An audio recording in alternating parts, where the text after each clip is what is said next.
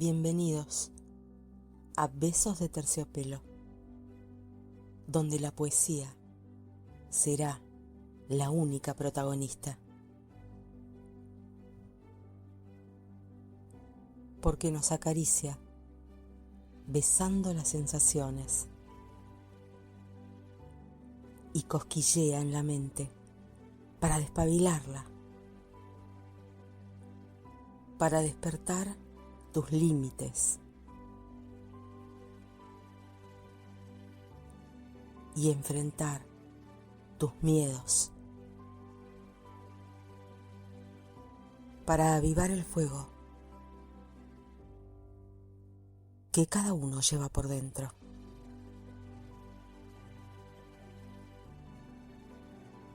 Mi nombre es Diosma Patricia Davis, desde Buenos Aires, Argentina, y soy la conductora y creadora de este programa llamado Besos de Terciopelo, que va a estar dedicado especialmente a la poesía y a todos los géneros literarios. ¿Qué es para mí la poesía? La poesía es la vida misma. Su voz llega desde cualquier parte del universo para tocarnos, para acariciarnos, para despertarnos, para hacernos ver la realidad, para darnos momentos placenteros, para hacer vivos los sentimientos. Poesía es todo. Cada instante de nuestra vida está pincelado con poesía. Es un beso dado bajo la lluvia. Es un abrazo entre hermanos que hace tiempo no se ven. Es la mirada cómplice entre amigos. Es ver el nacimiento de un niño. Es la ternura de los ojos de una madre. Son las lágrimas de tristeza por un ser que ha partido. Poesía, poesía. Poesía es lo que nos congrega y nos da ese hálito de vida. Nos da esperanza, nos da fuerza para continuar. Sin la poesía, nos faltaría ese toque de magia que necesitamos para seguir de pie en esta realidad tan dura. Poesía también es el grito desesperado de un derecho que fue enmudecido. Es el pedido de auxilio de alguien que lo está necesitando. Es la fuerza natural que desde las entrañas se explaya a través de las letras. Es ese secreto que estaba muy bien guardado y que se atreve a asomarse nadando en renglones de tinta. Poesía es llevar de la mano a un niño cuando recién está dando sus primeros pasos. Es levantar del suelo un pájaro herido y tratar de reanimarlo. Es la canción que despierta en madrugada, entre medio de un susurro en los oídos. Es música de violines, con solo escuchar una voz. Poesía es ese arrebato en medio de la noche con el ser que amas. Es esa chispa que reaviva y que enciende todo el fuego. Eso es para mí la poesía. Demos comienzo al programa.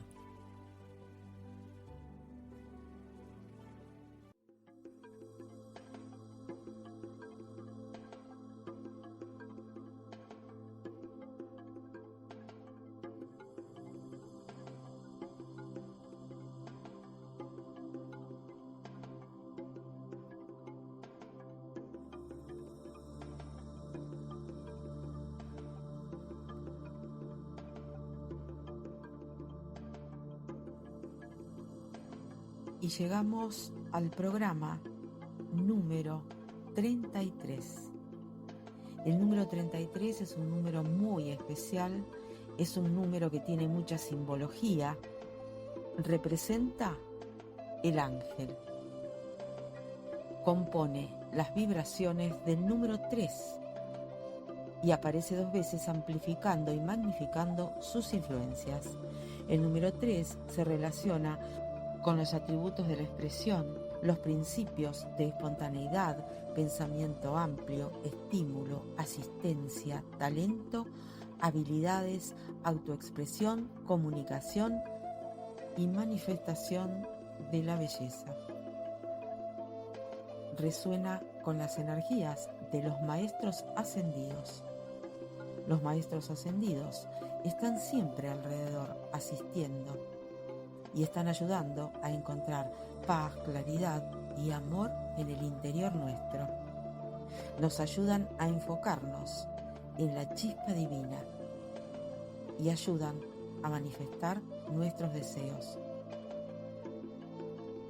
También significa que se ve la luz al final del túnel.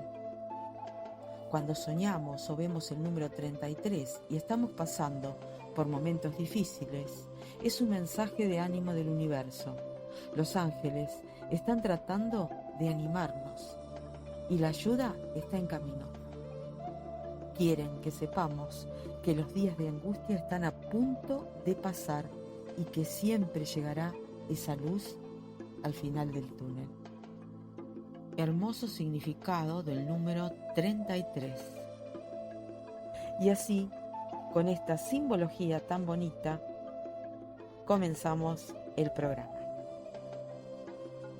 En este programa vamos a hacer un paseo por el pensamiento de Jorge Luis Borges, de Adolfo Bioy Casares, Anne Radcliffe y una poeta contemporánea como es Neira Mendoza, de Venezuela. Además, vamos a tener los poetas elegidos, que esta vez son 2 poemas bellísimos, no se los pueden perder. Los dejo con el material.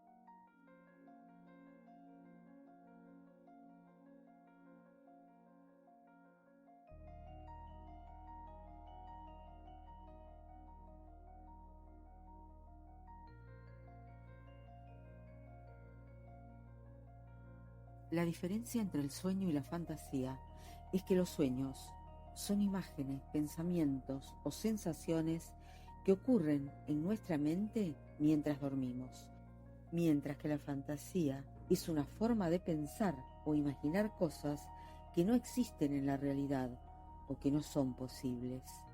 Los sueños pueden ser recordados y contados a otros, mientras que la fantasía es un proceso mental que ocurre en nuestra mente y no necesariamente se comparte con los demás. En general, los sueños pueden ser considerados como una forma de fantasía que ocurre durante el momento en que dormimos. El sueño es un estado de la mente en que el cuerpo se relaja y la actividad cerebral disminuye. Durante el sueño, la persona está menos consciente de su entorno y experimenta una serie de cambios en el ritmo cardíaco y la respiración. Los sueños pueden ser vividos en forma de imágenes, sensaciones, emociones y a menudo son un reflejo de nuestros pensamientos, deseos y preocupaciones. El sueño es necesario para el funcionamiento adecuado del organismo y para mantener la salud mental y física. La fantasía es la capacidad de crear imágenes mentales o ideas que no se basan en la realidad. Es una forma de pensamiento imaginativo que nos permite escapar de la rutina diaria y explorar nuestra creatividad. La fantasía puede ser utilizada en diversas áreas, como en la literatura, la pintura, la música, el cine, para crear historias y mundos imaginarios. También puede ser una herramienta valiosa en el desarrollo personal, ya que nos permite experimentar diferentes perspectivas y solucionar problemas de manera creativa. ¿Pero qué nos dicen los escritores respecto al sueño y a la fantasía?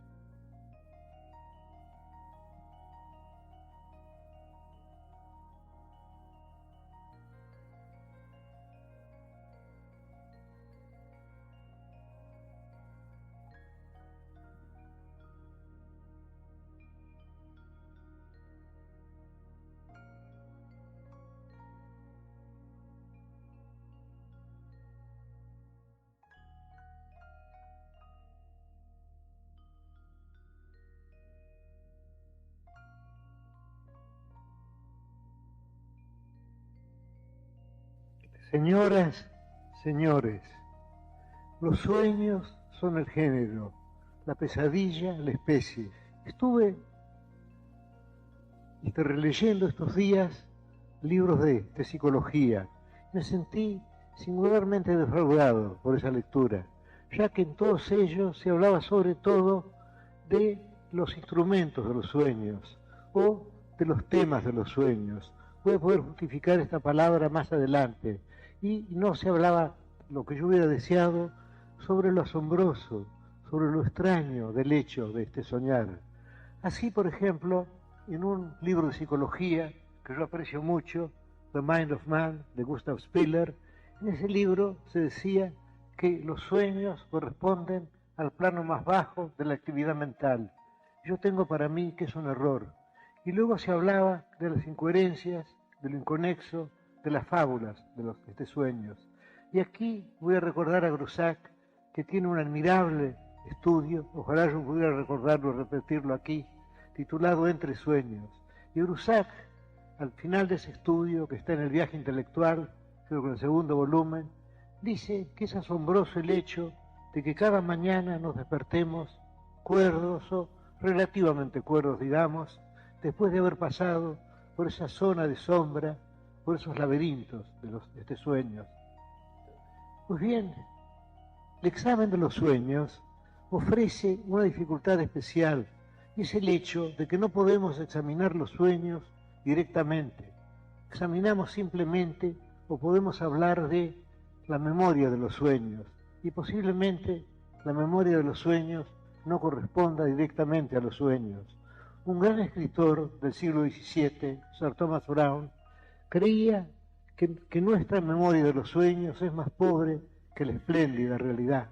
Y otros, en cambio, piensan que nosotros mejoramos los sueños. Es decir, si pensamos que el sueño es una obra de ficción, y yo creo que es una obra de ficción, posiblemente sigamos fabulando en el momento de despertarnos, y luego sin duda cuando contamos los sueños. Y te recuerdo ahora el libro de Done, An Experiment with Time. Yo no estoy de acuerdo con la teoría de Done, pero es una teoría tan hermosa que merece ser para simplificarla. Voy yendo de un libro a otro, mis memorias son muy superiores a mis pensamientos. Quiero recordar aquel gran libro de Boecio, de Consolatione Philosophiae, que Dante sin duda leyó y releyó, es esta. Este Boecio, llamado Ultimus Romanorum, el senador Boecio, imagina un espectador de una carrera de caballos. El espectador está en el hipódromo y ve desde su palco las vicisitudes de la carrera y luego finalmente ve uno de los caballos que llega a la meta. Y todo esto lo ve sucesivamente. Pero Boecio imagina otro espectador, y es otro espectador, es espectador del espectador, espectador de la carrera, y es otro espectador, es previsiblemente Dios, y Dios ve toda la carrera, es decir, ve, pero ve en un solo instante eterno, ve en su instantánea eternidad, ve la partida de los caballos, las vicisitudes, la llegada a la meta.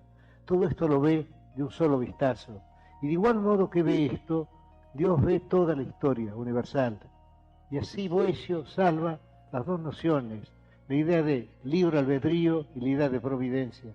De igual modo que el espectador ve toda la carrera y no influye en ella, salvo que la ve sucesivamente, Dios ve toda nuestra carrera, desde la cuna a la sepultura.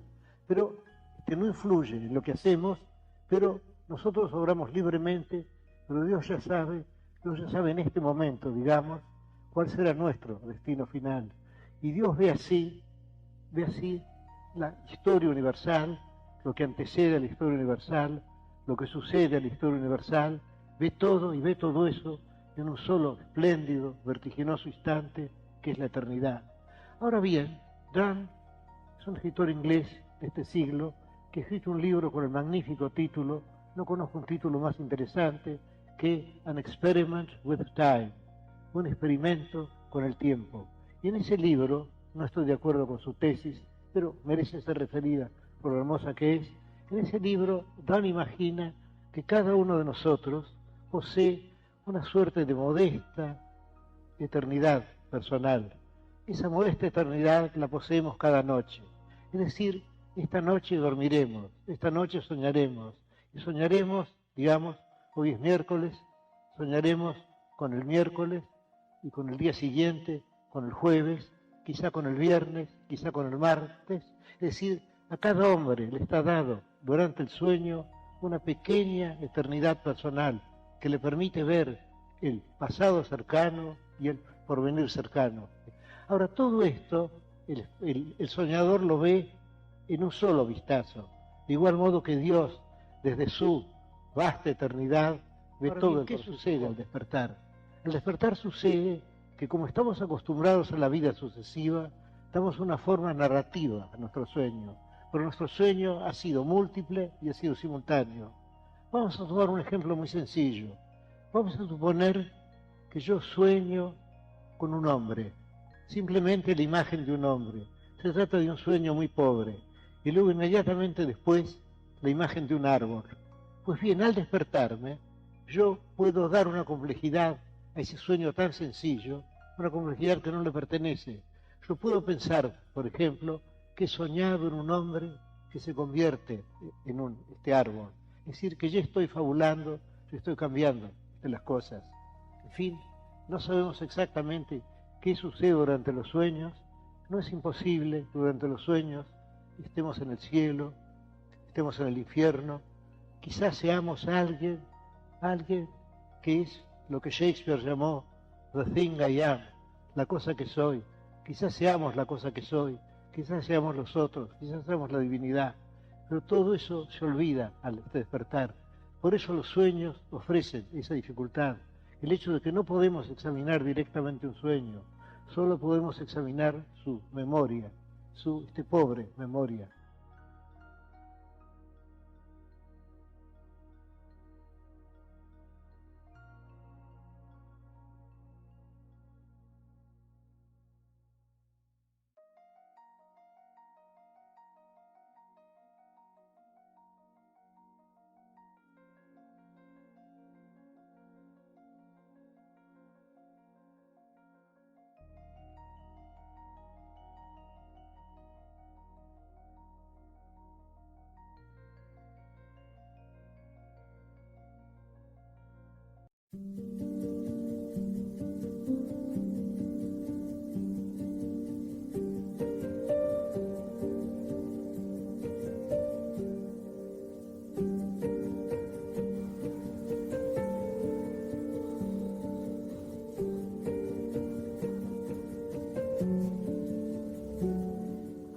Un relato extraño.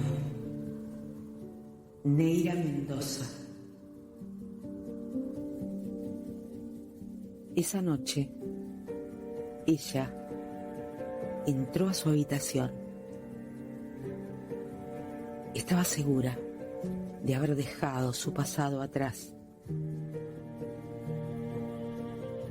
Había recogido sus pedazos rotos y los armaba poco a poco. Se acostó pensando en su hija, en su futuro. De repente se volteó y justo enfrente de su cama estaba él, ahí parado, mirándola con una sonrisa irónica. El corazón se le iba a salir del pecho. No pudo gritar.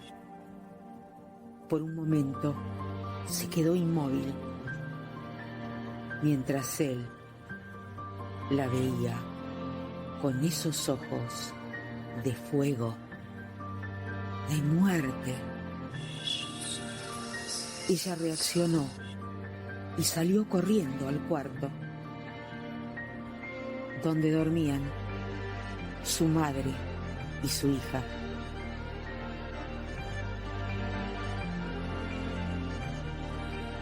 Al volver al cuarto, ya no estaba. No lo podía creer.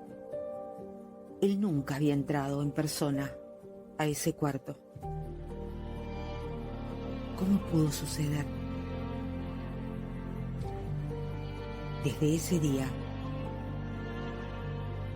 empezaron a oírse a través de las paredes ruidos extraños, como de rasguños, voces que hablaban en otro idioma. Por fuera se oían pasos, como queriendo entrar al cuarto. Creo que era su fortaleza interior y su voluntad de no dejarse dominar por aquella extraña fuerza maligna, lo que los mantenía del otro lado. Ella nunca tuvo miedo, pero ya era imposible conciliar el sueño. Aunque ella sentía que los gatos que dormían desde ese día afuera de su cuarto la protegían. Y el niño, que también apareció de repente en su cuarto, ella lo veía traslúcido, casi fantasmal.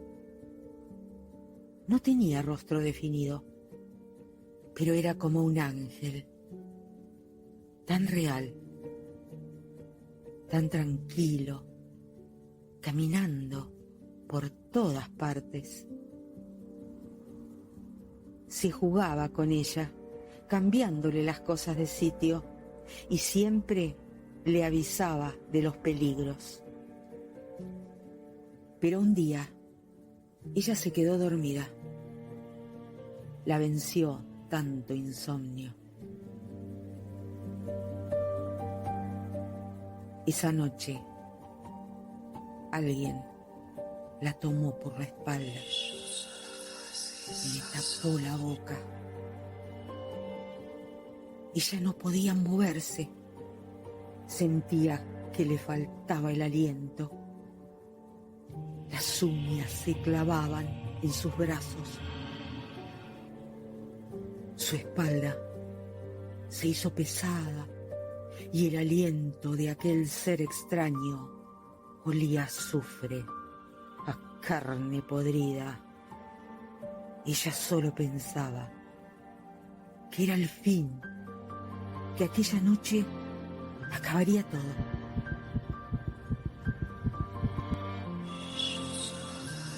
Así la tuvo por un buen rato, hasta que algo hizo que la soltara. Fue otra entidad en el cuarto, pero no mala. Su energía era azul. Seguro fue el muchachito. Lo cierto es que la entidad perversa se fue renegando cosas que no se le entendían. Ella lloraba asustada, sin entender por qué a ella, si nunca le hacía mal a ninguna persona. Así fue por muchos años. Nadie le creía, hasta que su primo se mudó a su casa. Dormía en el cuarto de su hija. Y un día le preguntó: ¿qué son esos ruidos que se oyen a través de la pared? Y ella se echó a reír y le dijo: yo hace años quiero saber lo mismo. Con los años, la hija, interesada en saber lo que le sucedía a su madre, lo averiguó. ¿Cómo? No lo quiso saber, pero le dijo que era su propio padre quien le hacía esa maldad, sin saber que era su propia hija la que sufría las consecuencias, porque a la mamá no la dejaban dormir, pero era la hija quien se enfermaba, quien se levantaba espantada, corriendo, porque la tocaban, le daban golpes a su puerta, hasta que se tuvo que ir a otro país. Y desde ahí supo toda la verdad.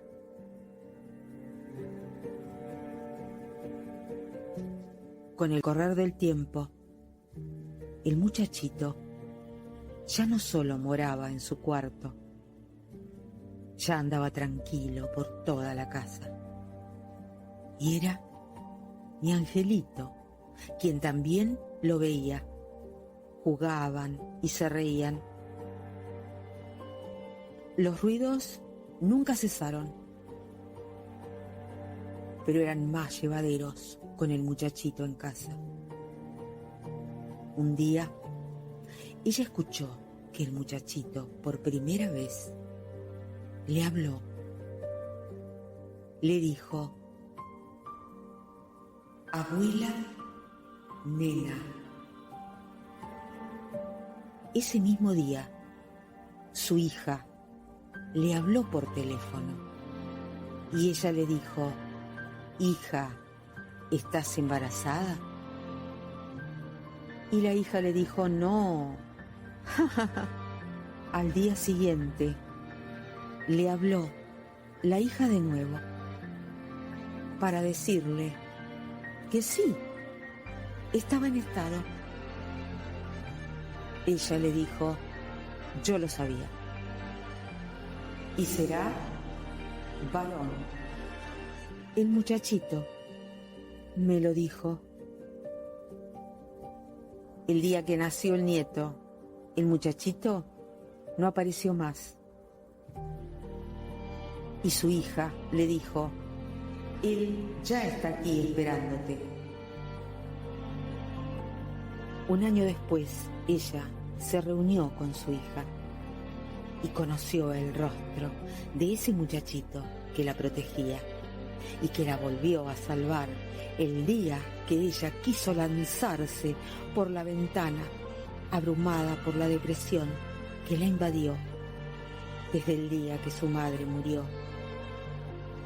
Los ojos de su nieto la hicieron voltear y él la miraba, y ella entendió que ahora ella era la que debía proteger a su muchachito, que lleva por nombre Wilmer Abdiel. Ella, aunque sabe que las cosas malas existen, nunca se ha interesado por las cosas oscuras. Cree en Dios a su manera, sin religiones. Su corazón es su credo, su templo.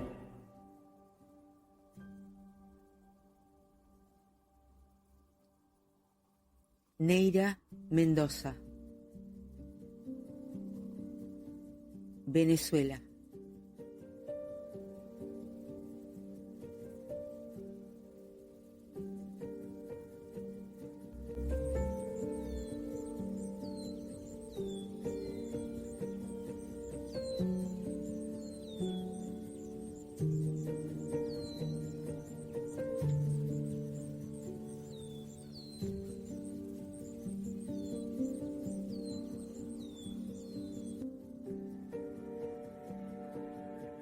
El texto presenta una serie de elementos extraños y sobrenaturales que ocurren en la vida de la narradora. Comienza con la presencia de un personaje misterioso que entra en su habitación, lo cual despierta temor en ella. A partir de ese entonces, comienzan a escucharse ruidos muy extraños y voces en otro idioma a través de paredes. A pesar de ello, la narradora se siente protegida por sus gatos que duermen afuera de su cuarto y por un niño traslúcido que aparece de repente, a quien ella ve como un ángel que le advierte de peligros. Sin embargo, en una noche en la que se queda dormida, es atacada por una entidad malévola que la asfixia y la lastima. Finalmente la entidad se retira cuando otra entidad de energía azul y positiva aparece en el cuarto. Con el paso del tiempo, el niño se hace presente en toda la casa. La narradora se siente protegida por él. La hija de la narradora descubre que es su propio padre quien está detrás de las experiencias perturbadoras, aunque sin saber que su propia hija sufre sus consecuencias. Eso causa que la hija se mude a otro país. A lo largo del relato, la narradora destaca la importancia de la presencia del niño y la forma en que la ha protegido. Sin embargo, los ruidos extraños nunca cesan y la hija le informa que está embarazada. Algo que la narradora ya sabía a través del niño. Cuando nace su nieto, el niño desaparece y la hija le dice que él está esperándola. Un año más tarde, se reúne con su hija y conoce al niño. Reflexiona sobre su fe en Dios, destacando que la religión no es su vida, sino su corazón y su templo. Este texto presenta una mezcla de elementos sobrenaturales y misteriosos, como la presencia del niño traslúcido y las entidades malévolas. Resalta la idea de la protección y la fe personal. Es interesante notar cómo ella encuentra consuelo y protección en medio de una situación extraña y abrumante.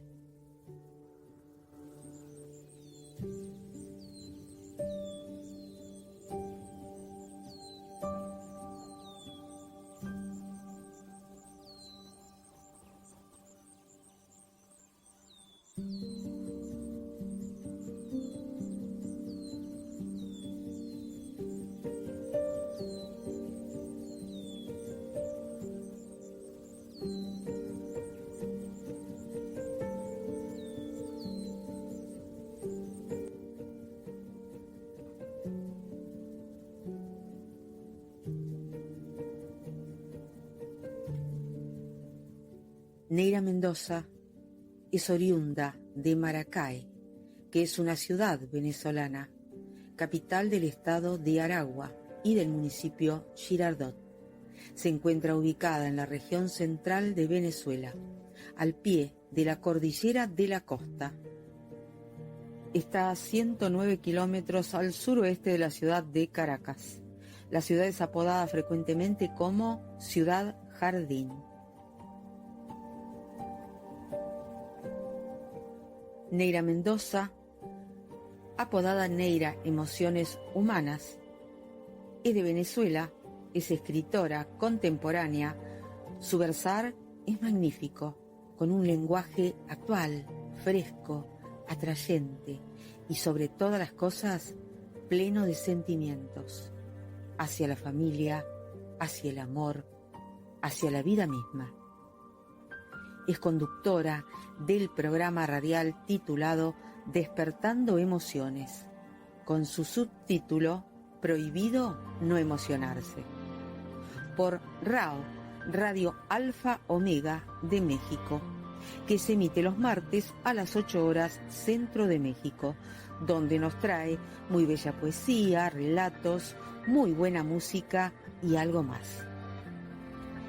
Nos deja parte de su alma a través de sus letras, cuando nos dice: amo conversar con la soledad, cuando las luces están despiertas y parpadean, riéndose con la complicidad del viento que choca contra los vidrios de las ventanas.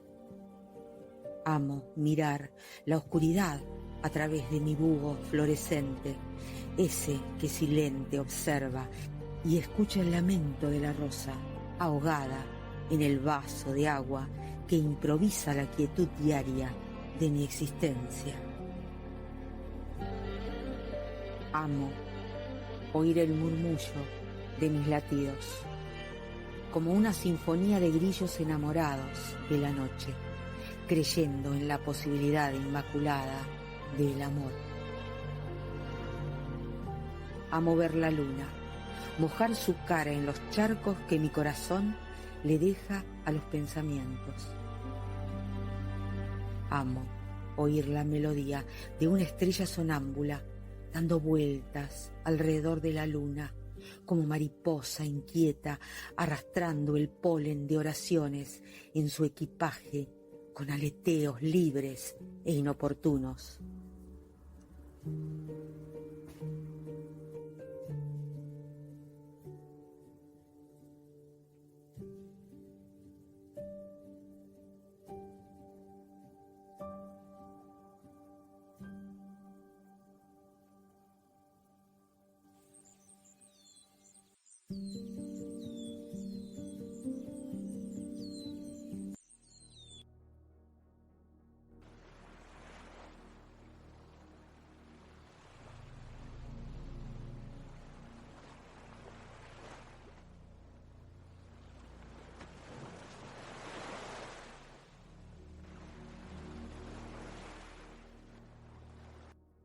La trama celeste.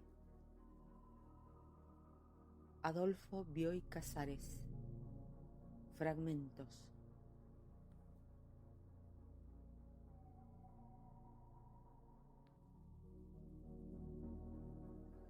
Cuando el capitán Ireneo Morris y el doctor Carlos Alberto Servián, médico homeópata, desaparecieron un 20 de diciembre de Buenos Aires, los diarios apenas comentaron el hecho. Se dijo que había gente engañada, gente complicada y que una comisión estaba investigando. Se dijo también que el escaso radio de acción del aeroplano utilizado por los fugitivos permitía afirmar que estos no habían ido muy lejos. Yo recibí en esos días una encomienda. Contenía 3 volúmenes y 4, las obras completas del comunista Luis Augusto Blanqui, un anillo de escaso valor, un aguamarina en cuyo fondo se veía la efigie de una diosa con cabeza de caballo, unas cuantas páginas escritas a máquina, las aventuras del capitán Morris, firmadas C.A.S. Transcribiré esas páginas. Las aventuras del capitán Morris. Este relato podría empezar con alguna leyenda celta que nos hablara del viaje de un héroe a un país que está del otro lado de una fuente o de una infranqueable prisión hecha de ramas tiernas, o de un anillo que torna invisible a quien lo lleva, o de una nube mágica, o de una joven llorando en el remoto fondo de un espejo que está en la mano del caballero destinado a salvarla, o de la busca interminable y sin esperanza de la tumba del rey Arturo. Esta es la tumba de March, y esta la de Whittier.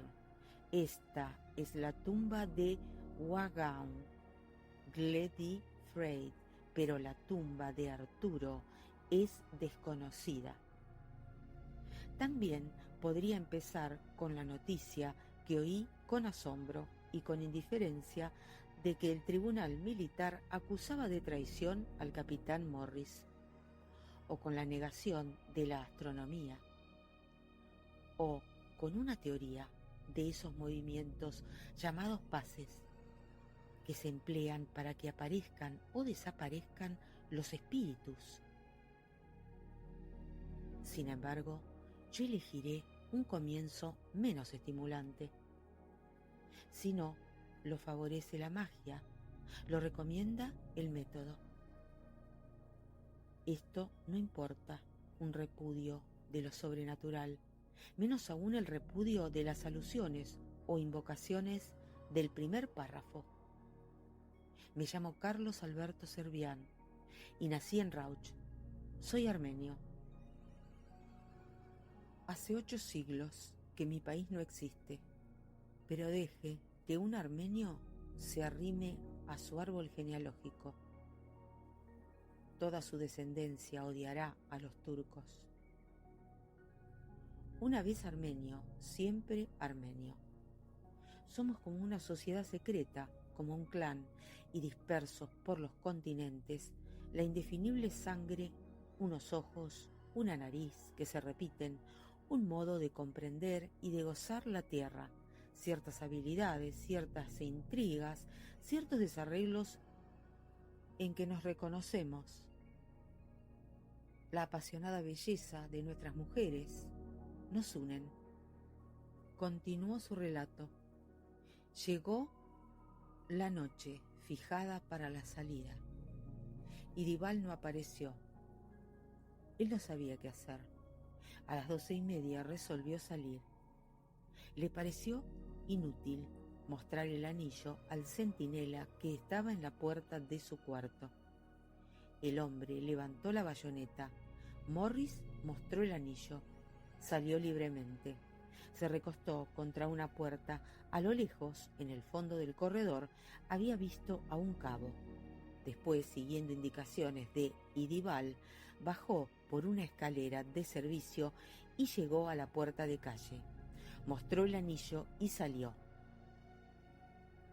Tomó un taxímetro. Dio la dirección apuntada en el papel. Anduvieron más de media hora.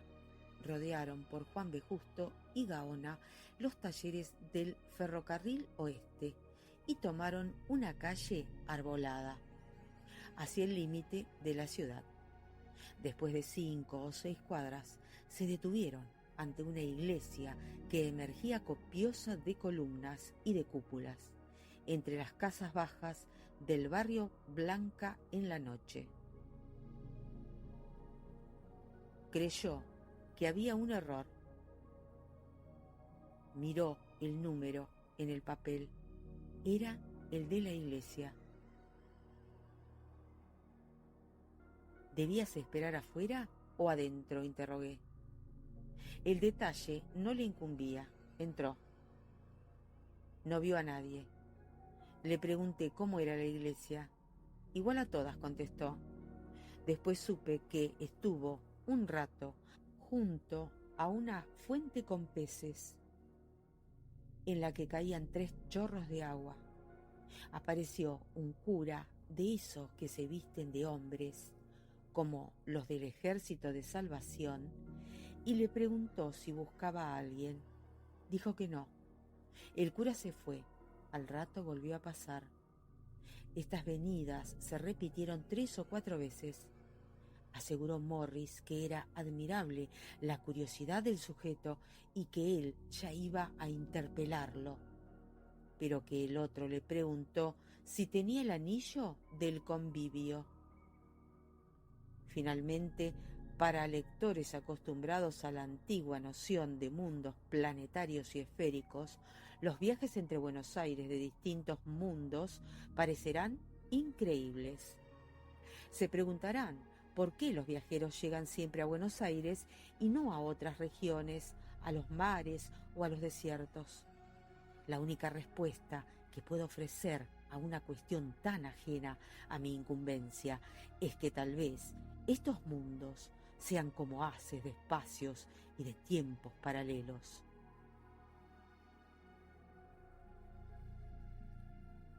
Habrá infinitos mundos idénticos, infinitos mundos ligeramente variados, infinitos mundos diferentes.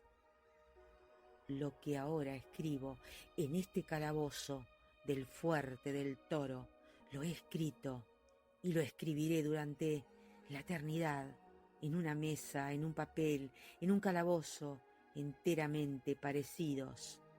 En infinitos mundos mi situación será la misma, pero tal vez la causa de mi encierro gradualmente pierda su nobleza hasta ser sórdida, y quizás mis líneas tengan en otros mundos la innegable superioridad de un adjetivo feliz. Morris da en su relato algunas características diferenciales del mundo que visitó. Allí, por ejemplo, falta el país de Gales. Las calles con nombre galés no existen. En ese Buenos Aires, Vinón se convierte en Márquez, y Morris, por laberintos de la noche y de su propia ofuscación, busca en vano el pasaje Owen. Yo, y Viera, y Kramer, y Margarid, y Faberio existimos allá porque nuestro origen no es galés. El general Webb y el mismo Irineo Morris, ambos de ascendencia galesa, no existen. Él penetró por accidente. Él, Carlos Alberto Servián, de allá en su carta escribe, entre comillas, la palabra Owen, porque le parece extraña. Por la misma razón, los oficiales rieron cuando Morris declaró su nombre.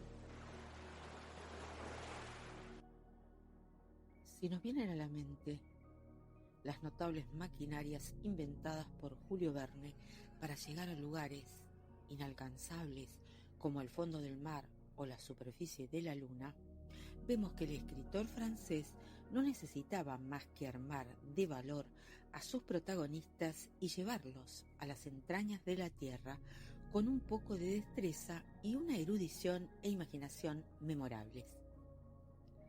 Este valor se reconoce en la prosa más imaginativa de Adolfo Bioy Casares, quien en 1948 decidió relatar la proeza del capitán Ireneo Morris, piloto temerario del ejército argentino que consiguió atravesar nuestra dimensión y vivir una aventura sin precedentes.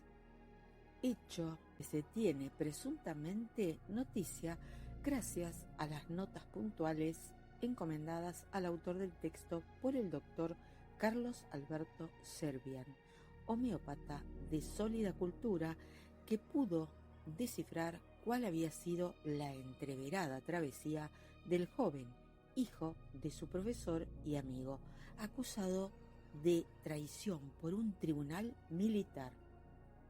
El motivo se detalla entonces con precisión ejemplar a lo largo de las páginas que integran la trama celeste. En esencia, Morris, piloto experimental del ejército argentino, desaparece sin dejar rastro un 23 de junio cuando está al mando de un avión experimental. A su regreso, semanas después, el 31 de agosto, es acusado de vender los secretos de la aeronave que se confió. Ha vuelto en un aparato antiguo, descontinuado. Lo esperan la corte marcial y el fusilamiento. Morris, en su hospital prisión, llama a Servian para solicitarle ayuda médica y agradecerle el envío de unos libros, pero no ha sido el médico quien los ha enviado. Una alusión al autor de uno de ellos, Blanqui, le da una pista al homeópata para comenzar a desenredar el misterio ocurrido al hijo de su amigo y maestro. El centro del relato es mediante la minuciosa investigación de Servian en torno a la historia que cuenta el capitán Morris, motivo que sirve para desmenuzar la distinta realidad que vivió en los días de su desaparición inexplicable. El homeópata se sumerge en el recuerdo minucioso de sus conversaciones con Morris, a las que disecta con habilidad monumental, llevando al lector a un largo recorrido por Buenos Aires para descubrir que el espacio-tiempo que habita no es el mismo que habitó Morris. En tanto leemos detalles de su vida, desde la inspiración que le da su ex libris hasta sus discusiones con su sobrina, y algunas remembranzas. Servian infiere asimismo por una serie de vacíos y frases citadas por el piloto que las personas que estuvieron con él no eran las de su acostumbrada y previa cotidianeidad, que nuevamente le rodean, y que otras, a las que no tuvo acceso, estaban ausentes de ese espacio-tiempo, por razón de ligeros cambios y accidentes en el flujo de la historia, lo que había provocado variantes ínfimas, pero de trascendentales consecuencias en relación a la historia, demografía y geografía que recuperó a su vuelta. Servian busca en la obra de Blanqui alguna pista que él supuestamente había hecho llegar a Morris. Ahí, en L'Éternité par les astres, está la respuesta. Habrá infinitos mundos idénticos, infinitos mundos ligeramente variados, infinitos mundos diferentes. Lo que ahora escribo en este calabozo del Fuerte del Toro, lo he escrito y lo escribiré durante la eternidad, en una mesa, en un papel, en un calabozo, eternamente parecidos.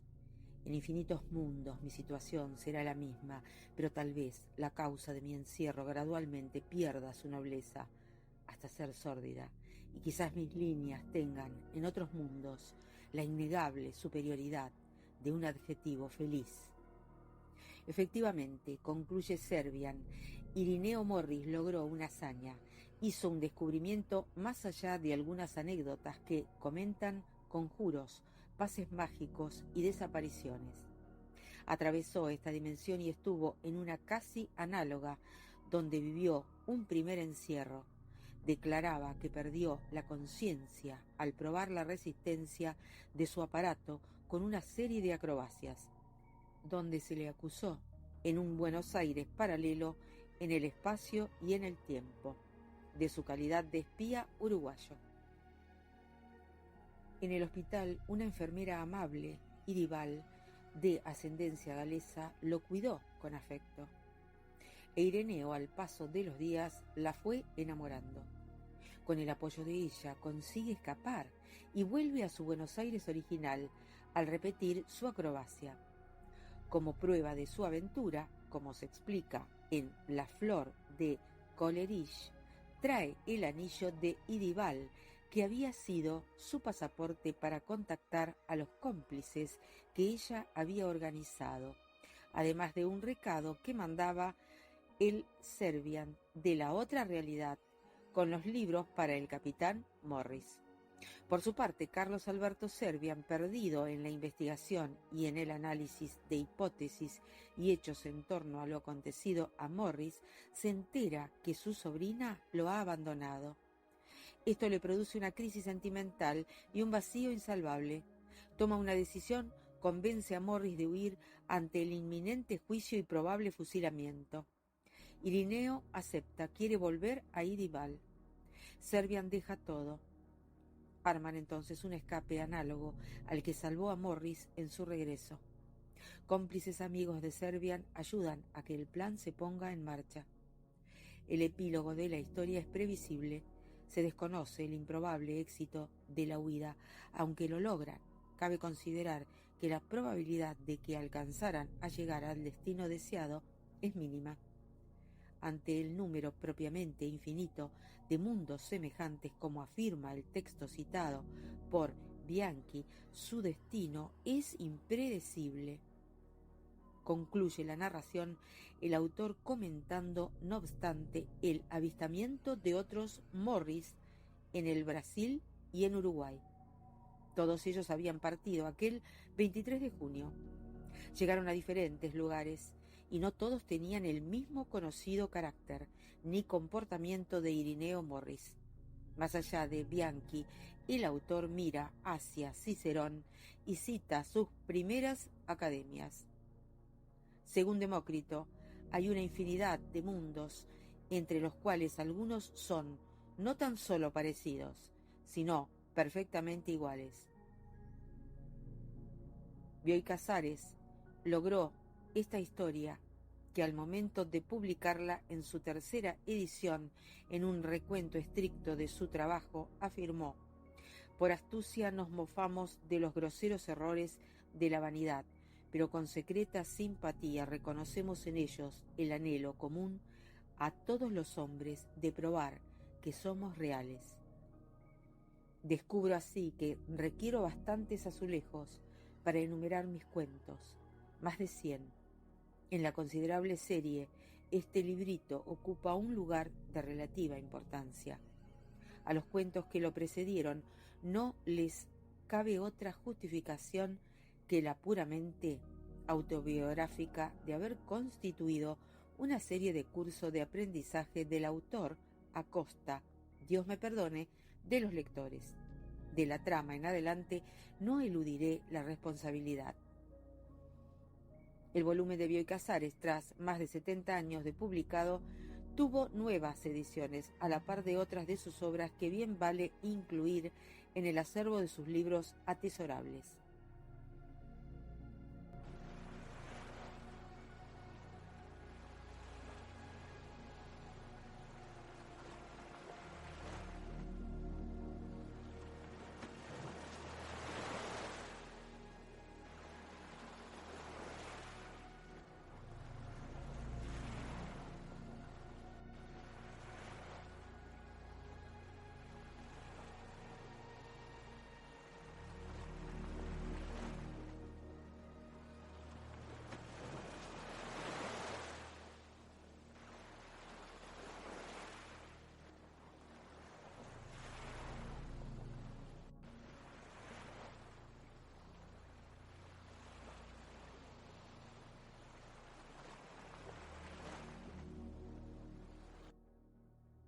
según el crítico Pedro Luis Barcia, en su excelente introducción a la edición anotada, el título original del cuento fue En la brillante trama, que cambiaría por el actual.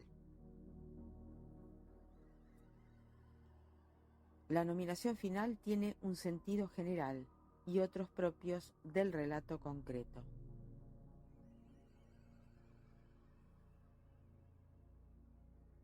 Alude a los pasos que el piloto de pruebas hace con su avión, tejiendo un dibujo en el cielo y trazando una figura clave para su transmundación. También podría ser que cada uno de los destinos de cada una de las criaturas casi idénticas como Ireneo Morris fueran un hilo que entrecruzados con otros generan la intrincada trama celeste. En un primer nivel destaca la presencia de un narrador al que llamaremos A. Su discurso se configura en primera persona y es innominado. Se encarga de introducirnos a la historia mediante el procedimiento clásico del relato enmarcado o encuadrado. Alude a dos personajes llamados Ireneo Morris y Carlos Alberto Servian, ambos desaparecidos desde la mirada de la voz que enuncia esa parte de la historia. Este narrador comenta el hecho de haber recibido una extraña encomienda, obras de Blanqui, un anillo y un manuscrito titulado Las aventuras del capitán Morris. Lo firma C.A.S. Servian, ateniéndonos a los datos iniciales sobre los dos personajes desaparecidos. Gracias a este recurso se genera una llamada de atención sobre el enigma que articula el desarrollo de la historia, acorde con el complejismo entramado del texto. La participación de este primer narrador es por ende de vital importancia como anunciante de lo que se desplegará con posterioridad, es decir, la creación de una atmósfera particular en la cual la verdad se construye por parcelas breves, pero que conducen a una posterior iluminación acerca de lo que en principio es confuso y ambiguo.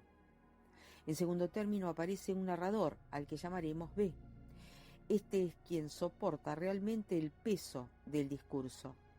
Su identidad es la del propio autor del manuscrito. Esta circunstancia la confiere el narrador de la introducción, el A.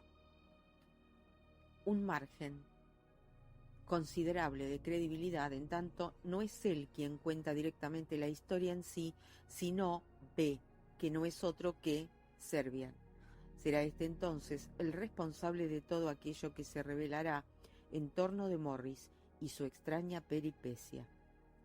También a manera de marco introductorio y de alargamiento de la intriga, ese narrador se presenta a sí mismo como médico homeópata y miembro de la comunidad armenia de la Argentina. Asimismo, el narrador B desliza algunas noticias sobre su vida familiar. La primera de las situaciones, que con toda seguridad es una anomalía, se manifiesta en el evidente conflicto entre Morris, un piloto de pruebas aéreas, y sus vigilantes. Morris, por razones que poco a poco se explican, está excluido bajo condiciones muy severas. En ese punto de su relato, Servian está desconcertado ante el afecto amical que Morris le prodiga cuando, según confiesa, la amistad hasta ese momento no fue tan profunda. La estrategia narrativa de Bioy Casares le adjudica un gran valor funcional a estos indicios, cuidadosamente administrados o dosificados a lo largo del texto. En términos convencionales, son los datos escondidos que más tarde se reorganizarán hasta llegar a la conclusión sorprendente y desestabilizadora. De acuerdo con Enriqueta Morillas, esto es una característica central en la obra del narrador porteño. La explicación del efecto fantástico es importante. Bioy lo atribuye a un agente sobrenatural, aun cuando el narrador recurra a expedientes más o menos científicos, y también los que aún, mediando la intervención de lo sobrenatural, insinúan una explicación natural como la alucinación. Esta acumulación de elementos inexplicables en colisión con las expectativas de los propios personajes constituye el soporte principal del relato de B. La posición de las entidades textuales es por lo general de sorpresa, desconcierto y escepticismo a raíz de las progresivas revelaciones, y en particular las que Morris le transmite o ha transmitido a Servian, quien las ha recogido en el manuscrito citado por A. Destacan, por otro lado, las referencias sutiles a autores que dentro de un registro especulativo anticipan progresivamente el conflicto central en torno del tiempo y de las dimensiones paralelas. Este detalle se vincula con el comentario que el prisionero Morris realiza sobre un grupo de volúmenes que en apariencia le ha enviado Servian. Este no recuerda tal remisión libresca. Al respecto, es posible que Servian solo interprete como un desvarío del recluso esa insistencia, pues Morris ha sufrido un accidente cuando aterrizaba. El discurso de Servian solo introduce la versión de Morris. Narrador C. Una vez que éste ha retomado a su casa, Servian y el padre de Morris fueron amigos, en un supuesto arresto domiciliario. Aquí se inicia en sí la acción desde la perspectiva de Morris, piloto de pruebas, quien narra su salida de la base El Palomar en un avión Deutin numerado como 309, parte el 23 de junio aplicando un nuevo plan de prueba. El tránsito hacia lo ignoto es señalado por un problema de visión que experimenta Morris. Luego se produce el aterrizaje forzoso. Según su relato, aparece en una de las habitaciones del hospital militar. Los indicios respecto del paso a otro mundo esta vez involucran la idea del reconocimiento. Sus camaradas de armas, miembros del ejército argentino, afirman no saber quién es. Una marca textual mucho más clara es la burla acerca del apellido del supuesto piloto, sobre el cual se plantean acusaciones de espionaje. Mediante esta bien calibrada dosificación de datos y alusiones, tanto Servian como el lector son capaces de anticipar paulatinamente verdad o explicar la extraña situación que afronta Morris, negado una y otra vez por quienes deberían ser sus más cercanos amigos dentro del ejército. Tanto su domicilio particular, cuyos datos proporciona, como la existencia del general Wett son refutados por los interrogadores.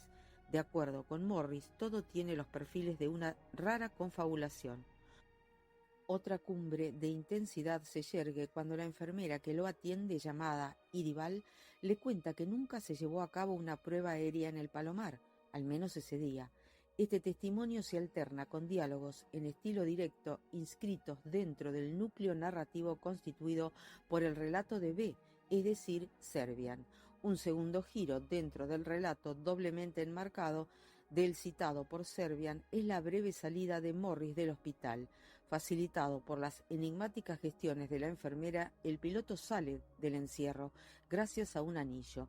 Visita después de recorrer una Buenos Aires espectral, una iglesia donde se entrevista con un sacerdote quien viste un uniforme parecido a los del Ejército de Salvación, según el testimonio del piloto.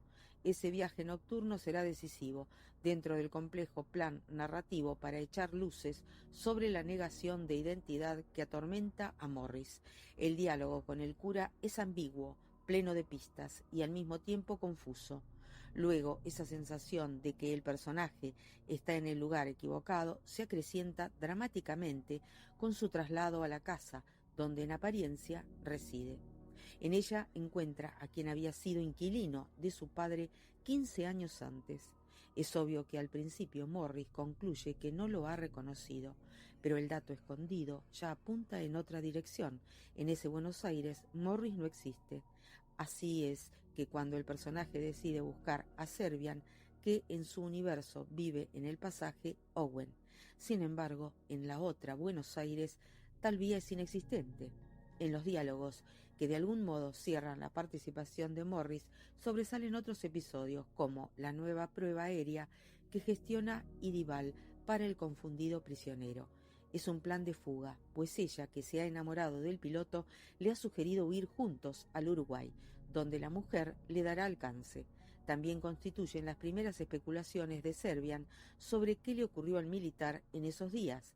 Para ello se vale de simbología, tanto la percibida en la iglesia que Morris visita como en el anillo que la enfermera le obsequió como salvoconducto. La prueba en cuestión se lleva a cabo. Morris repite el plan de vuelo y otra vez se ve envuelto por una extraña niebla que los deposita en ese Buenos Aires. Valiéndose de los testimonios del piloto y de los modelos del razonamiento detectivesco, Servian se explica a sí mismo lo ocurrido. También cuenta con la supuesta carta que el otro Servian le remitió a Morris. En ella identifica como un simulacro de su propia caligrafía la practicada por su par de ese universo paralelo. La iluminación llega a constatar la naturaleza de los libros de Blanqui, que el otro Servian le sugiere revisar a Morris, cuando éste se hallaba ahí y a quien nunca vio en persona. Sus conclusiones son sorprendentes. En ese mundo no existen los galeses y Cartago sobrevivió. Estas conjeturas fortalecen la estructura policial del relato, que en sus 3 niveles siempre ostenta ese registro indagatorio de novela enigma, tan cara a Bioy Casares de los primeros libros. Para esos efectos, el anillo con la simbología cartaginesca que aún conserva Morris es una prueba de que estuvo en una realidad paralela. Todas esas cuestiones de armadura del discurso se ven confirmadas por Michel Lord en un estudio bastante esclarecedor en cuanto a la organización interna de un cuento fantástico.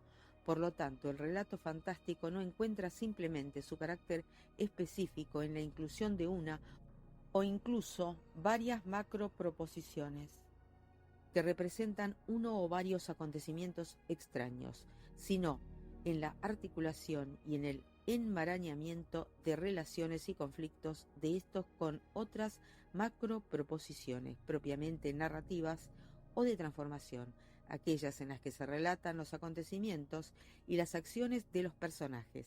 Dependen completamente para producir un efecto, luego un texto fantástico, del contenido y de la forma de otras macroproposiciones con la que entran en relación, que en ocasiones pueden ser menos narrativas y más descriptivas o argumentativas. Según el relato de Morris, transcrito por Servian después del segundo accidente, los celadores reconocen la identidad del hombre, pero este reconocimiento es hábilmente camuflado por el narrador para Morris. Se trata de un cambio de estrategia en la conspiración de la cual es víctima. Nuevamente asoma otro indicio. Mientras Morris sostiene que el número del avión es 309, sus interrogadores afirman que es 304, idéntico modelo. Una vez más, prevalece el punto de vista del piloto. Desde su perspectiva, jamás ha salido de su mundo, por lo que considera una nueva trampa el cambio de numeración. En las conclusiones de Servian se empiezan a unir todas las piezas sueltas. El pase mágico que permitió el salto de Morris y su aparente retorno lo efectuó con el concurso de aviones. Resulta también muy explícito su interés por el otro Servian. Lo admira por haber descubierto con pocos medios su misteriosa aparición en el mundo paralelo. Sobresale su fascinación por la idea de reproducir la experiencia. Moviendo ciertos contactos dentro de la comunidad armenia y ante el riesgo que corre Morris, gestionará un nuevo vuelo de prueba. Él lo acompañará. El postrer segmento del relato está a cargo del narrador, innominado A. Formula discreciones sobre lo inverosímil de la historia de Servian, en la cual se inscribe la versión de Morris. Este narrador completa el tramo que falta, basándose en las conjeturas de Servian, quien a su vez se ha valido del testimonio de Morris. El narrador A incorpora sus propias deducciones, completa lo que Servian no pudo descubrir antes de desaparecer junto a Morris. Es un quiebre de expectativas. Morris, acusado de espía y con quien huye a otro mundo, no era de ese Buenos Aires. Un componente azaroso interviene aquí. Al visitar una hacienda en el Brasil, el narrador conoce a un tal Morris, quien apareció tiempo atrás en esa región. Se sugiere que por estas mismas fechas otro Morris llegó a ese Buenos Aires. En realidad, ese personaje salió de su propia dimensión, muy semejante a la de Servian del manuscrito. Aterrizó en Buenos Aires, donde él no existía, pues nunca hubo galeses en ese mundo, y donde Cartago triunfó, no Roma. Al escapar con la ayuda de Idibal, no regresó a Buenos Aires que le correspondía, sino a la versión más próxima a su propia experiencia y realidad. Muchos Morris, mediante maniobras semejantes, salieron el mismo día de los correspondientes Buenos Aires. La racionalidad escéptica de ese narrador A se convierte en asombro contenido. José Wich Rodríguez, Universidad de Lima. Estructura narrativa del cuento La trama celeste de Adolfo Bioy Casares.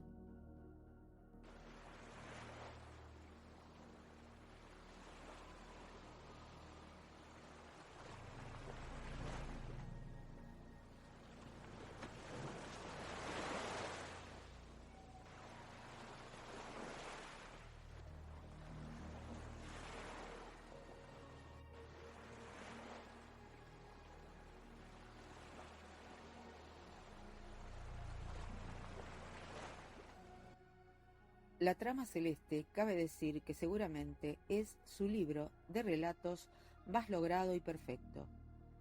Muchos de sus cuentos se han incorporado a infinidad de antologías de literatura fantástica y de otros cuentos. La prosa literaria cultivada por Bioy en estos años es de una exactitud y perfección verdaderamente bella, que huye deliberadamente de estructuras sintácticas complejas y excesivamente barrocas. Viejas como el miedo, las ficciones fantásticas son anteriores a las letras. Los aparecidos pueblan todas las literaturas. Están en el Zendavesta, en la Biblia, en Homero, en las 1001 noches. Ateniéndonos a Europa y América, podemos decir, como género más o menos definido, la literatura fantástica aparece en el siglo XIX y en el idioma inglés. Un procedimiento reconocible en Bioy Casares es la utilización de algunas teorías científicas o filosóficas como base de la construcción de los mundos imaginarios de sus ficciones para explotar sus posibilidades imaginarias y estéticas. En estos cuentos se encuentran ejemplos. La dislocación espacial y temporal y la búsqueda de la inmortalidad son algunos de los temas de estos textos. A Bioy, para quien la escritura fue siempre un riguroso ejercicio mental, se nota la influencia de la literatura policial clásica, le gustaba que sus cuentos tuvieran una explicación fantástica, pero no sobrenatural. La trama celeste está compuesta de 6 relatos cortos, todos de altísima calidad. El perjurio de la nieve, las convenciones del género fantástico, la circularidad temporal y el mito del eterno retorno se combinan admirablemente con la trama del policial. En la trama celeste, Bioy desarrolla la concepción de la pluralidad de los mundos en una Buenos Aires en la que existen espacios paralelos, pequeñas diferencias de calles y pasajes, y que está determinado también por distintas temporalidades. Aquí es un aviador que tras algunas piruetas en el aire aterriza en el aeropuerto de otro Buenos Aires casi idéntico. De los Reyes Futuros toma como motivo las imprevisibles consecuencias de los experimentos de un naturalista, mantiene la intriga hasta el final y nos recuerda el relato de H.G. Wells. La isla del Dr. Moreau, en Otro laberinto, el protagonista muere persiguiendo un manuscrito falso que es nada menos que la historia de su propia vida. Nunca llegamos a leer el manuscrito. El efecto final es la completa confusión e indeterminación. La trama celeste es un libro capital para los aficionados a la gran literatura fantástica en español. Este cuento es notable porque trata el tema de los universos múltiples. El autor y Jorge Luis Borges fueron pioneros en introducir este tema de ciencia ficción en la literatura latinoamericana. Ambos, además, anticiparon a la ciencia en este aspecto, la teoría de los universos paralelos, que apareció en la década de los 50 con el nombre de la interpretación de los universos múltiples de Hugh Everett. Este tema no es tan común en la ciencia ficción como lo son el viaje interestelar o el viaje a través del tiempo.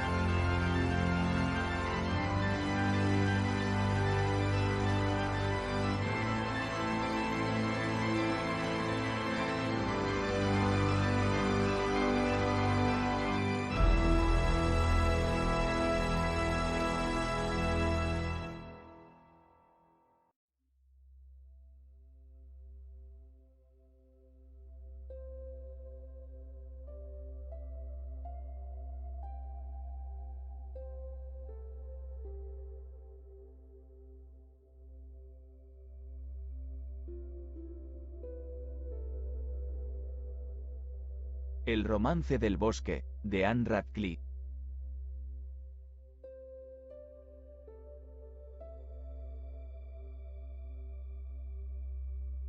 Este globo parece una masa de átomos en la inmensidad del universo, y el hombre un simple insecto. Sin embargo, oh maravilla. Ese hombre, cuya estatura es tan diminuta en escala de los seres vivos, debe de tener poderes para desdeñar los estrechos límites del tiempo y el espacio, para remontarse más allá de la esfera de la existencia y descubrir las secretas leyes de la naturaleza y tener en cuenta sus afectos progresivos.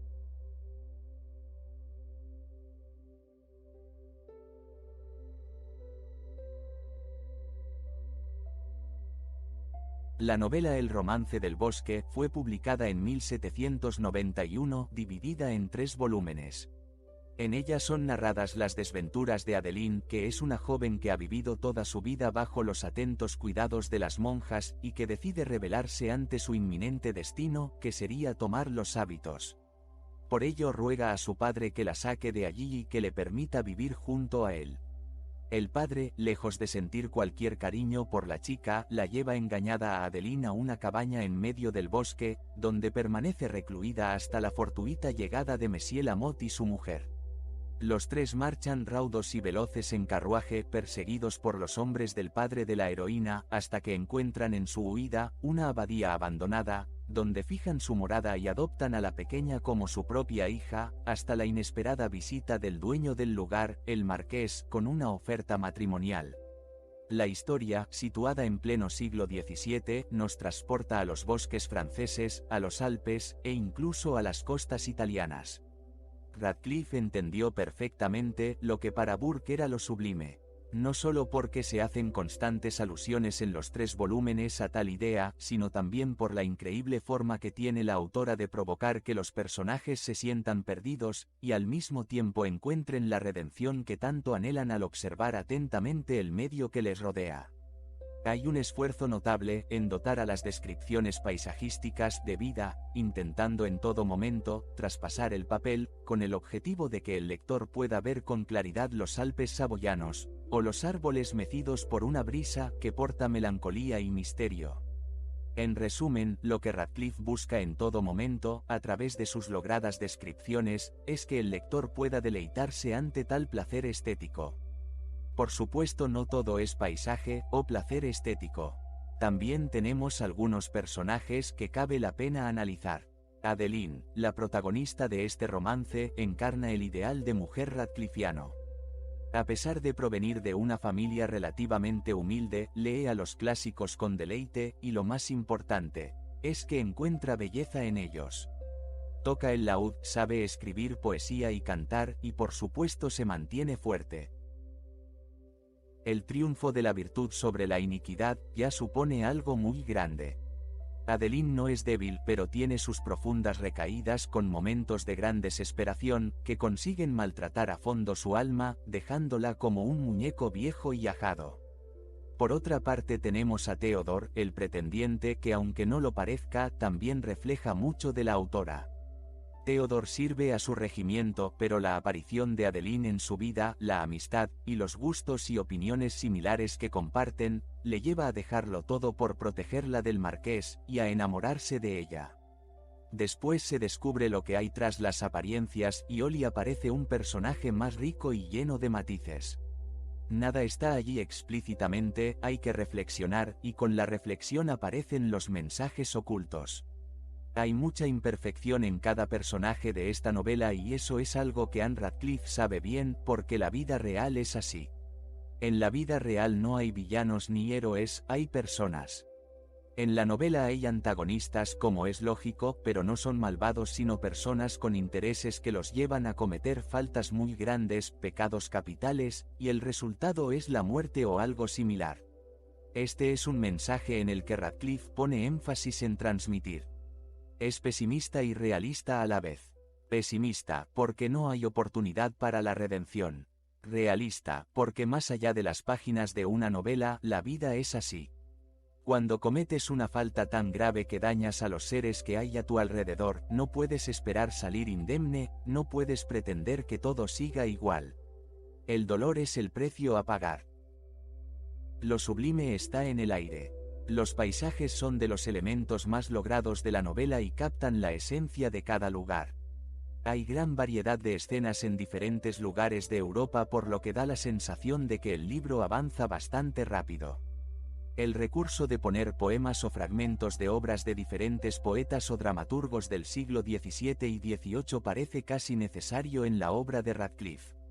Cada uno de ellos da una pequeña información sobre lo que se va a encontrar en el capítulo que abre y parece una buena forma de hacer que el lector vaya predispuesto a leerlo.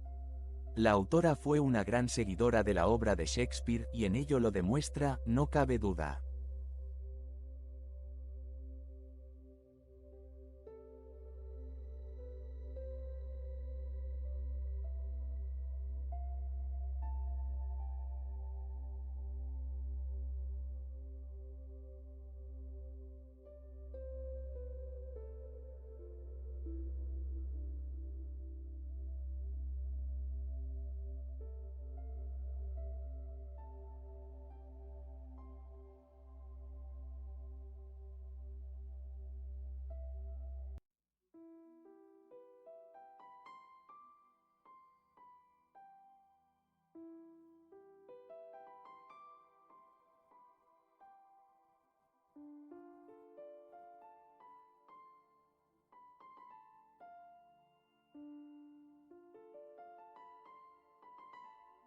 La famosa escritora británica Anne Radcliffe fue la precursora de la novela gótica de terror y fue la primera en crear personajes femeninos fuertes, valerosos y decididos, capaces de vencer a los villanos de las historias.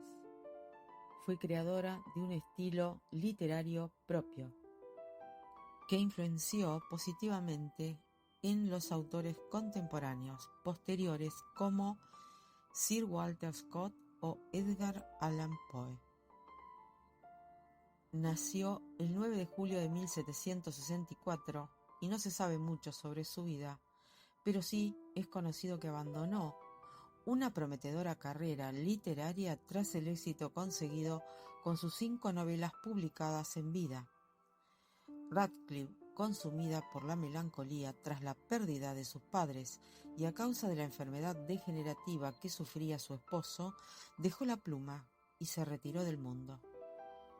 Son muchos los críticos literarios que se han mostrado sorprendidos del contenido de su obra, y es que llama la atención que una mujer criada en un ambiente puritano como fue Anne Radcliffe, por otra parte, algo muy habitual en la Inglaterra que le tocó vivir, mostrará sin tapujos los horrores más ocultos del ser humano en algunos de sus libros como Los misterios de Udolfo o El italiano.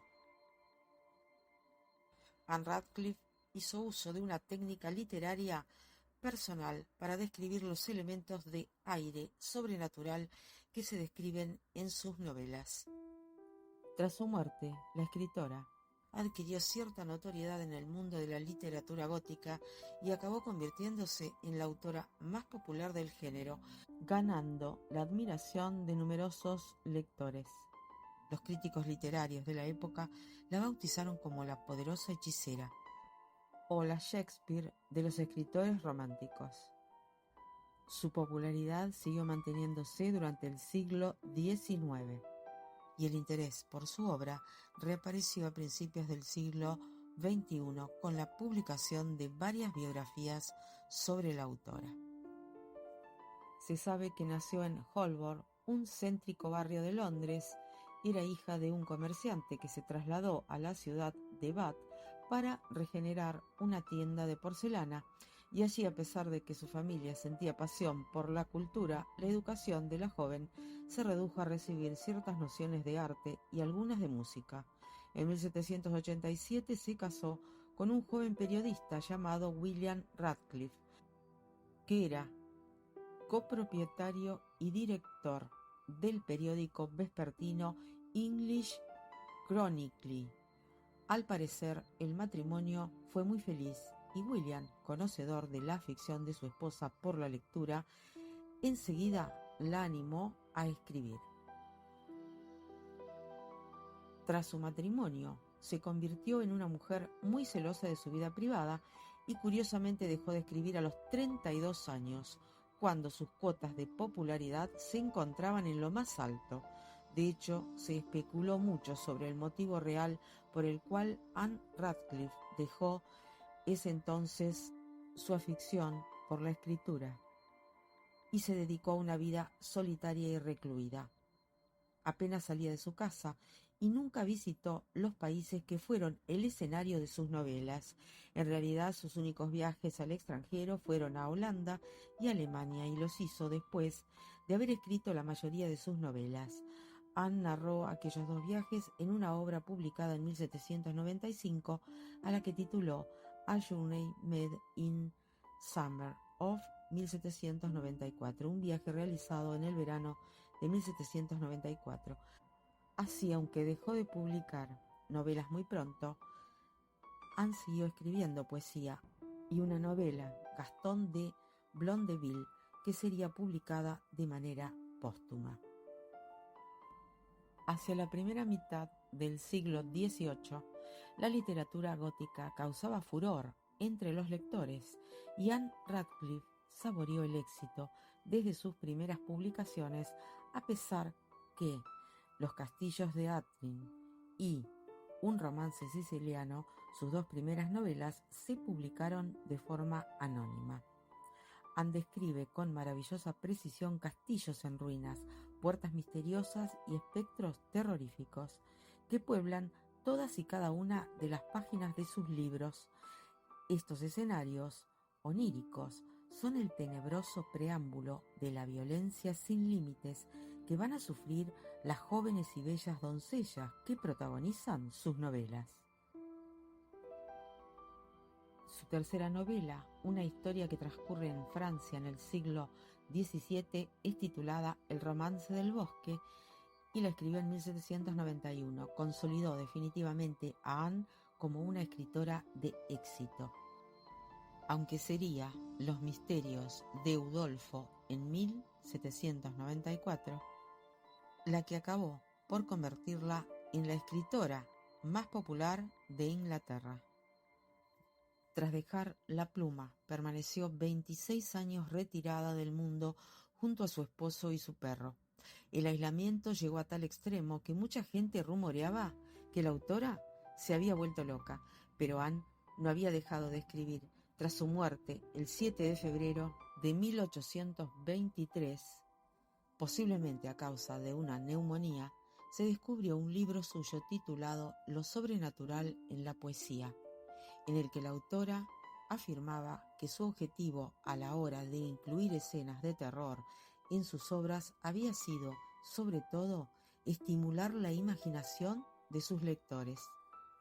Asimismo, para componer sus paisajes y escenarios, Radcliffe se basó en las pinturas de artistas como Claude Lorrain y Salvatore Rosa. Su admiración por la obra de estos artistas se refleja en la novela Los misterios de Udolfo. Describía el terror en sus novelas, pero no revelaba los detalles del horror, como hicieron otros autores como Matthew Gregory o el Marqués de Sade. Otro aspecto a destacar en las novelas de Radcliffe, como por ejemplo en The Italian, es que presenta a sus personajes femeninos en igualdad de condiciones a los masculinos, algo muy novedoso para la época. Radcliffe hizo de sus heroínas unas mujeres fuertes y decididas, algo que era impensable en la literatura de esa época. Estableció una clara diferencia entre el terror, un elemento recurrente en sus obras, y el horror, que para ella eran elementos contrapuestos. En su obra, Lo sobrenatural en la poesía, lo explica con estas palabras: terror y horror son tan opuestos que el primero expande el alma y despierta las facultades a un alto grado de vida, el otro las contrae, congela y casi las aniquila.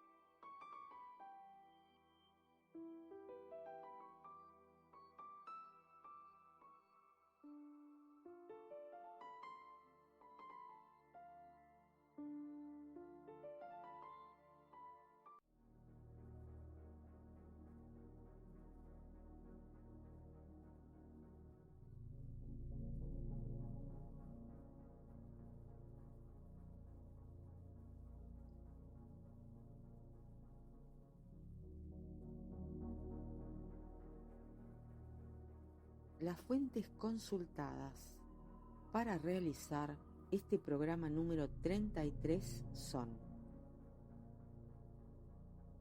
librosdecibola.wordpress.com, www.diferencias.cc, www.castalia.es, www.alibrate.commonfinet,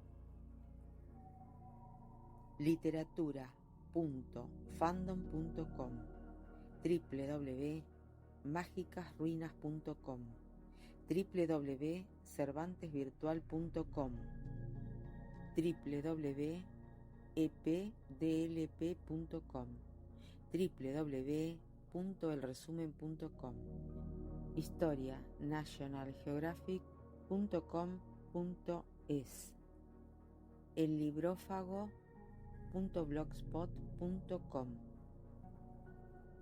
www.goodreads.com, www.letras.edu.ar. Trabajo de investigación José Wich Rodríguez. Canal de YouTube El Mago de la Alhambra y contraseña Records.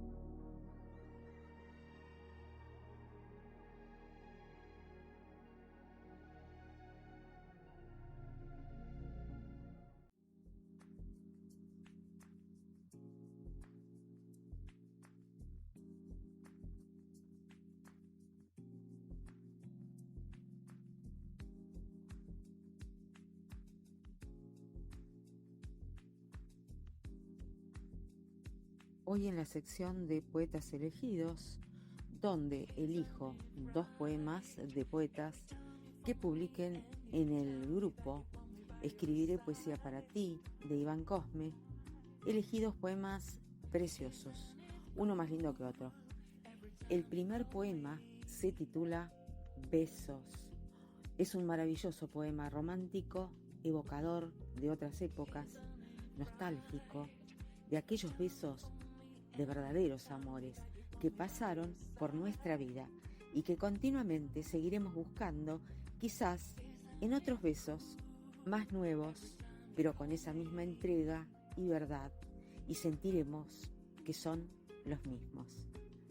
Magnífico poema de Enrique Quintana Gallardo, de seudónimo Quique, desde Matanzas, Cuba.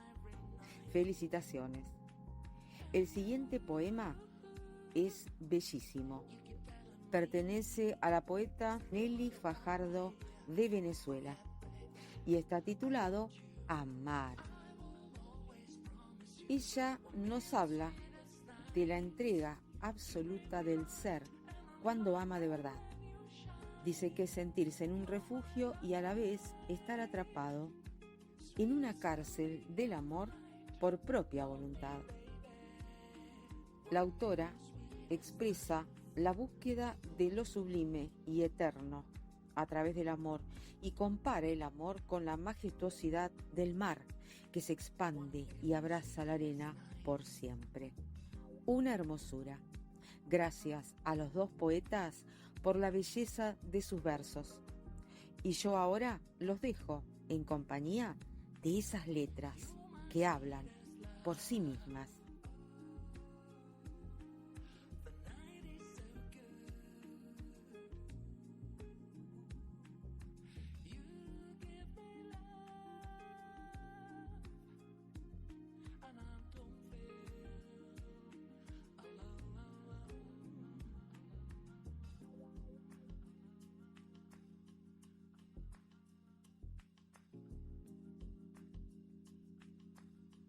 Besos.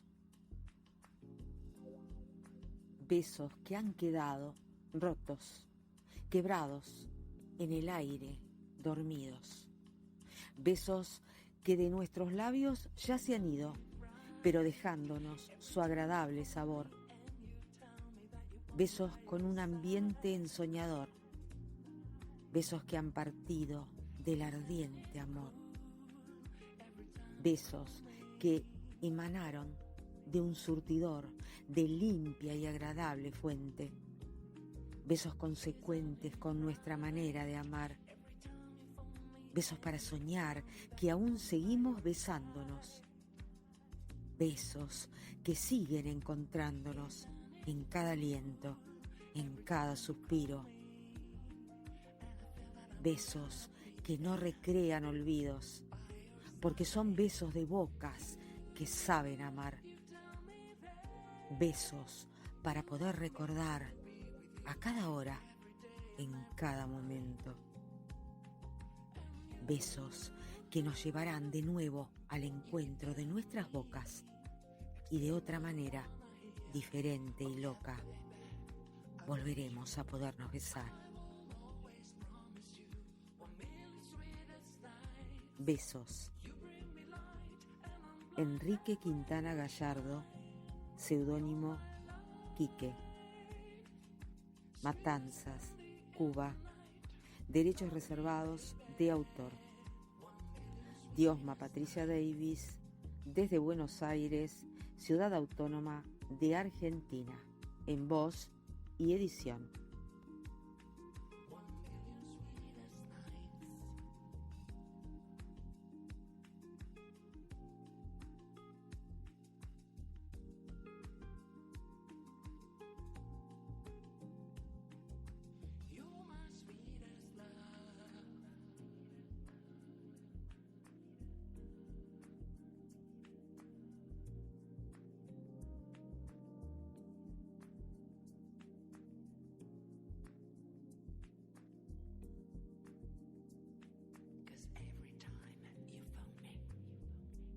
Amar.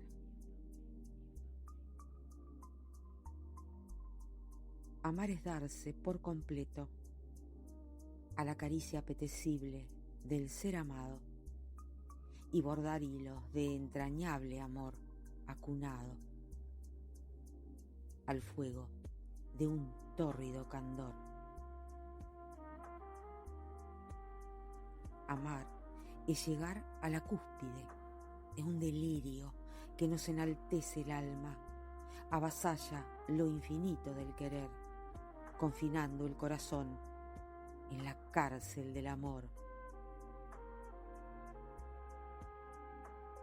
Amar es la divinidad de lo impredecible, es ir en busca de lo increíble, es fundir sentimientos incoherentes que desembocan en las apetecibles afluentes, donde el mar se une a la arena, amándose por siempre. Amar es la dádiva entrega de un amor persistente, fiel y naciente. Nelly Fajardo, seudónimo Voz Dulce, Venezuela. Derechos reservados de autora. Diosma Patricia Davis, desde Buenos Aires, Ciudad Autónoma de Argentina, en voz y edición.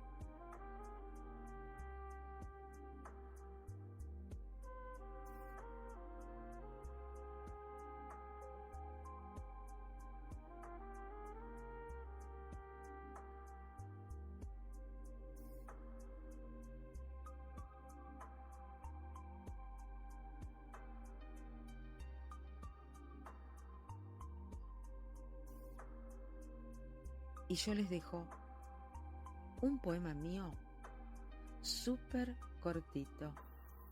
Un poema que yo digo poema tip, como los tips de belleza que son cortitos. Bueno, así. Y se titula Mi sueño. déjame soñar contigo, que en mi sueño yo soy tu abrigo. De tu copa yo soy el vino y tú me podrás amar. Déjame soñar que sueñas, que borras conmigo las penas, que somos de las mismas huellas, y en tu sueño me harás soñar. Mi sueño. Diosma Patricia Davis. Derechos reservados de autora. Buenos Aires, Ciudad Autónoma de Argentina. Con mucho cariño para todos ustedes.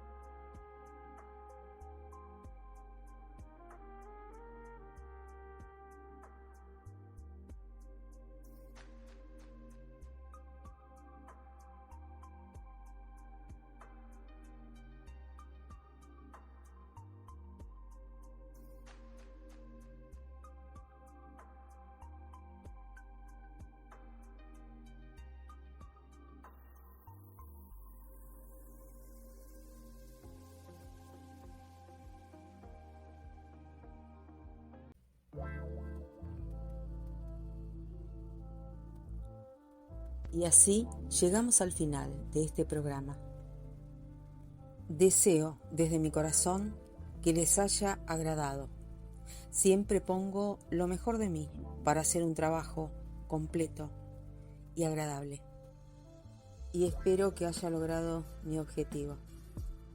Agradezco muchísimo a todos los que estuvieron escuchando el programa y acompañando en el chat.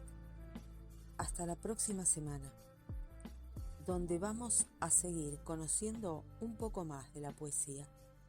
Y como siempre les digo, déjense acariciar por el beso de terciopelo que tiene la voz de la poesía. Diosma Patricia Davis, desde Buenos Aires, Ciudad Autónoma de Argentina.